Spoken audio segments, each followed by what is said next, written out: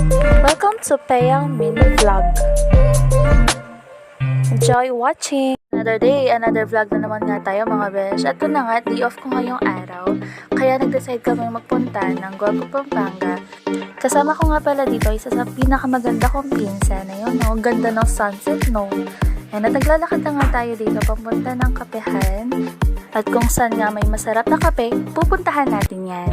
Ito lang yan, sa Cafe Benissimo.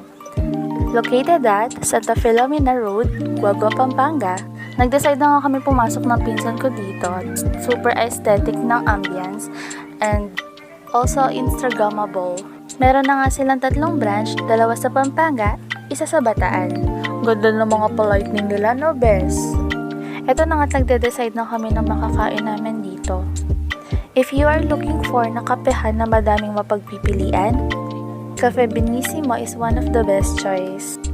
Bukod nga sa kape, meron din silang cakes, pasta, pastries, burger with fries, rice meal, and also cocktails and beers. O diba pakak, ang dami nilang sinaserve.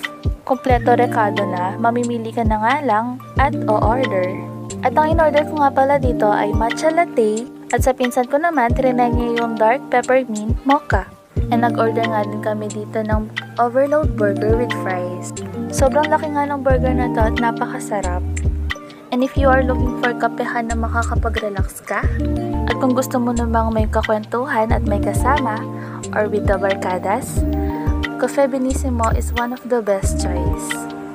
Yun lang. Thank you. See you next vlog. Thank you for watching. Please like, follow, and share. Love lots.